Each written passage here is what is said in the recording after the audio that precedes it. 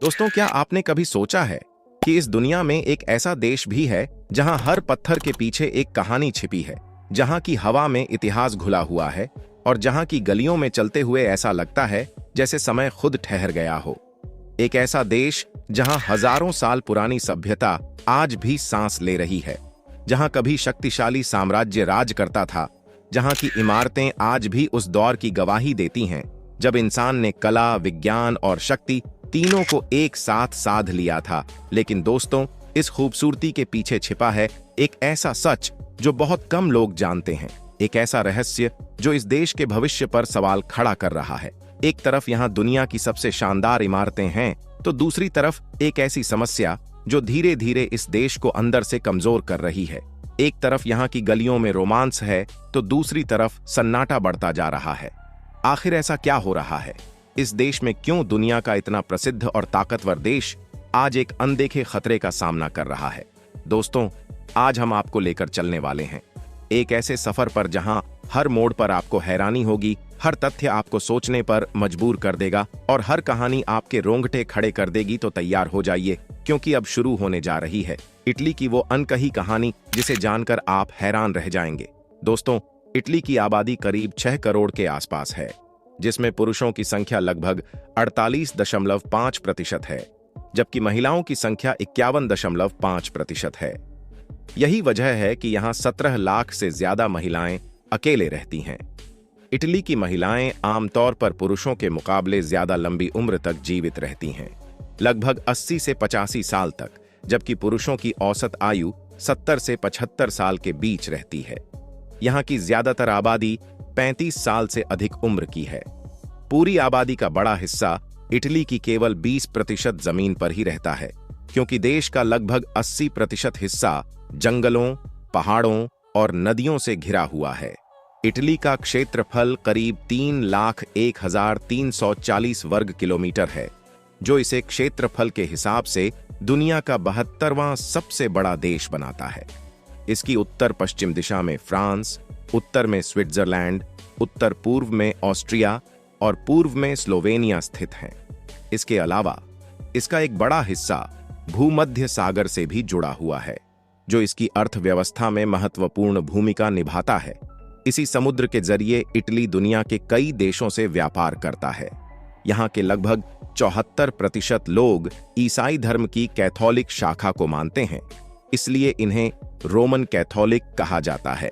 3% लोग ईसाई धर्म की अन्य शाखाओं को मानते हैं, जबकि लगभग 4% आबादी इस्लाम धर्म को मानती है। हिंदू धर्म के अनुयायी यहाँ करीब 1% हैं और लगभग 0.5% लोग बौद्ध धर्म का पालन करते हैं। वहीं 17.5% लोग स्थानीय पारंपरिक आस्थाओं को मानते हैं।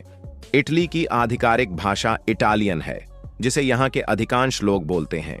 अगर किसी देश को अच्छे से समझना हो तो उसकी राजधानी को जानना जरूरी होता है, और इटली की राजधानी है रोम।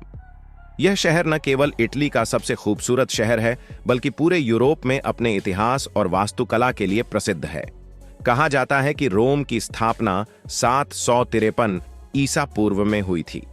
एक कथा के अनुसार 2 भाइयों रोमुलस और रेमुस के बीच विवाद हुआ, जिसमें रोमुलस ने अपने भाई को मार दिया और फिर इस जगह को बसाया। धीरे धीरे यह एक छोटे से कस्बे से बढ़कर एक बड़े नगर में बदल गया और आगे चलकर एक विशाल साम्राज्य का केंद्र बना। समय के साथ रोम रोमन साम्राज्य का हिस्सा बना, जिसके पास एक विशाल सेना थी। यहाँ के लोग कला, चित्रकारी, विज्ञान और राजनीति से गहरा लगाव रखते थे, और इसी वजह से रोम को विशेष पहचान मिली। यूरोप के कई देशों में ओपेरा हाउस बनाए गए हैं, लेकिन इटली वह देश है जहां सबसे पहले ओपेरा हाउस बनाया गया। मिलान शहर में स्थित ला स्काला नाम का यह ओपेरा हाउस 1778 में बनकर तैयार हुआ था और आज भी क्लासिकल संगीत प्रेमियों के लिए खास आकर्षण बना हुआ है। अब बात करते हैं कोलोसियम की, जिसे 80 ईस्वी में सम्राट टाइटस ने पूरा करवाया था। यह एक विशाल स्टेडियम जैसा ढांचा है, जो उस समय रोम के लोगों के मनोरंजन का प्रमुख केंद्र था। यहाँ 2 योद्धाओं के बीच लड़ाई करवाई जाती थी, जिसमें एक की मृत्यु हो जाती थी और दूसरे को विजेता घोषित किया जाता था।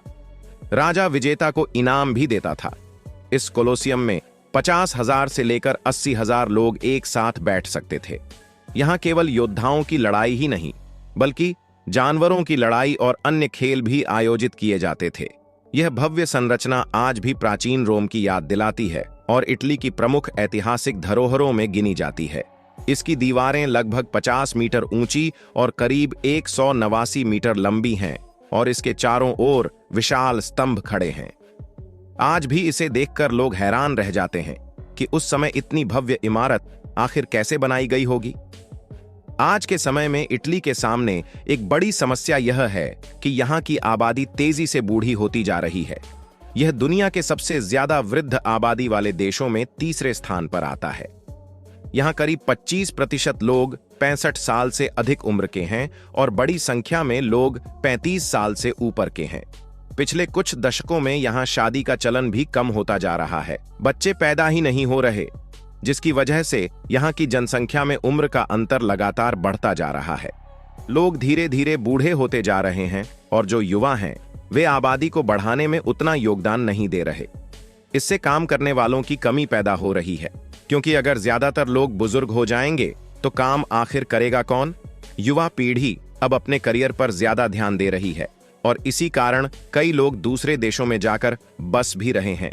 इस स्थिति से सरकार पर भी दबाव बढ़ता जा रहा है। बुजुर्गों को लंबे समय तक पेंशन देनी पड़ रही है और उनकी बीमारियों के इलाज पर ज्यादा खर्च करना पड़ रहा है। यही कारण है कि इटली अब नई और युवा पीढ़ी चाहता है जो देश को आगे बढ़ा सके। अगर युवा ही नहीं होंगे तो देश आगे कैसे बढ़ेगा? यहाँ काम की कमी नहीं है, लेकिन काम करने वालों की कमी जरूर है। अगर इसी तरह जनसंख्या घटती रही तो आने वाले समय में 6 करोड़ की आबादी घटकर करीब 5 करोड़ तक पहुंच सकती है। यह स्थिति इटली के लिए चिंता का विषय है, जिसका सीधा असर देश की अर्थव्यवस्था पर पड़ रहा है। अब बात करते हैं इटली के वेनिस शहर की, जिसे नहरों का शहर कहा जाता है। यहाँ की खास बात यह है कि आपको सड़कें नहीं मिलेंगी।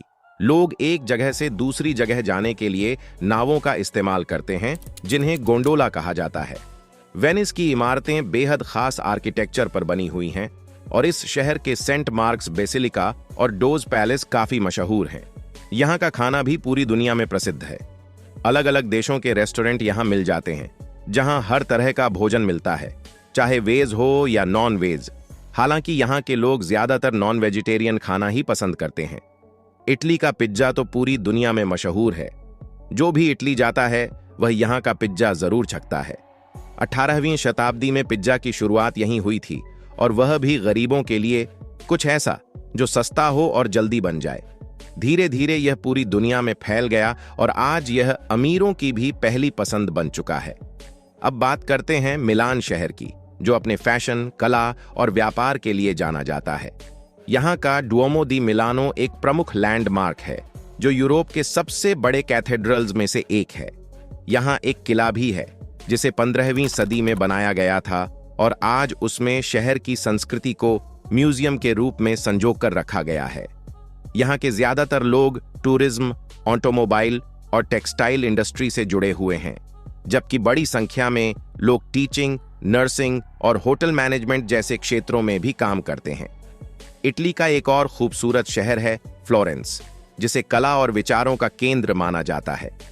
इतिहास के महान कलाकारों में से एक लियोनार्डो दा विंची का जन्म यहीं हुआ था। उन्होंने कई शानदार पेंटिंग्स बनाई और किताबें भी लिखीं। उनकी बनाई हुई मोनालिसा पेंटिंग आज भी फ्रांस की राजधानी पेरिस के लूव्र म्यूजियम में सुरक्षित रखी गई है। इसके अलावा माइकल एंजेलो ने भी अपने जीवन का महत्वपूर्ण समय फ्लोरेंस में बिताया। वे एक प्रसिद्ध मूर्तिकार थे, जिन्होंने डेविड और पिएटा जैसी विश्व प्रसिद्ध मूर्तियां बनाई। महान कवि दांते का जन्म भी इसी शहर में हुआ था। नोबेल प्राइज के मामले में भी इटली काफी आगे रहा है। अब तक यह देश कई बार नोबेल पुरस्कार जीत चुका है। यहाँ के विद्वानों ने फिजिक्स, केमिस्ट्री, लिटरेचर और मेडिसिन जैसे कई क्षेत्रों में अपनी पहचान बनाई है। इटली ने ही 1472 में आधुनिक बैंकिंग की शुरुआत की थी। बांका मोंटे देई पास्की दी सीना नाम का बैंक आज भी दुनिया के सबसे पुराने बैंकों में गिना जाता है। इटली की अर्थव्यवस्था दुनिया की मजबूत अर्थव्यवस्थाओं में शामिल है और यहाँ पर्यटन से सबसे ज्यादा कमाई होती है। देश की कुल अर्थव्यवस्था में लगभग 15% हिस्सा केवल टूरिज्म का है। इसके अलावा दुनिया के मशहूर फैशन ब्रांड जैसे गुच्ची, प्रादा और वर्साचे भी यहीं के हैं। साथ ही फरारी और लैम्बोर्गिनी जैसी महंगी कारें भी इटली में ही बनाई जाती हैं, जिससे देश को हर साल अच्छा खासा मुनाफा होता है। यहाँ की मुद्रा यूरो है, जिसका इस्तेमाल 2002 से हो रहा है। इससे पहले यहाँ लीरा का उपयोग किया जाता था। इटली में हजारों फाउंटेन हैं, लेकिन ट्रेवी फाउंटेन सबसे प्रसिद्ध है। यहाँ हर साल करोड़ों रुपये के सिक्के डाले जाते हैं। लोग मानते हैं कि अगर यहाँ सिक्का फेंका जाए तो वे दोबारा रोम जरूर लौटते हैं। अगर आपको ज्वालामुखी देखना पसंद है तो माउंट एटना जरूर देखना चाहिए, जो दुनिया के सबसे सक्रिय ज्वालामुखियों में से एक है। और आखिर में बात करते हैं पीसा के झुके हुए टॉवर की, जिसे 1173 में बनाना शुरू किया गया था और करीब 200 साल बाद यह बनकर तैयार हुआ। यह मीनार करीब 56 मीटर ऊंची है और अपने झुके हुए आकार की वजह से पूरी दुनिया में मशहूर है। आज भी यह अपनी अनोखी खूबसूरती के साथ खड़ी है और लोगों को आकर्षित करती है। वीडियो पसंद आए तो वीडियो को लाइक करें और चैनल को सब्सक्राइब करें।